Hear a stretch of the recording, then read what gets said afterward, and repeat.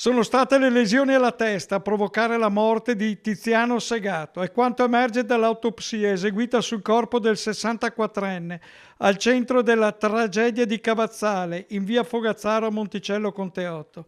Il camionista, la cui famiglia è tutelata dall'avvocato Leonardo Maran, sarebbe stato colpito a mani nude e, secondo i primi riscontri del medico legale, anche con calci, in un pestaggio violento che non gli ha lasciato scampo.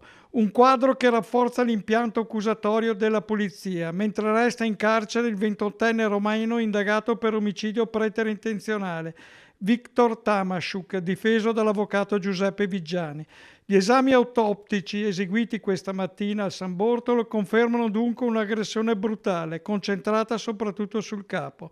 Per completare il quadro serviranno adesso gli esiti degli accertamenti tossicologici e istologici che il PM Hans Roderick Blattner ha ordinato e che sono attesi tra un paio di mesi.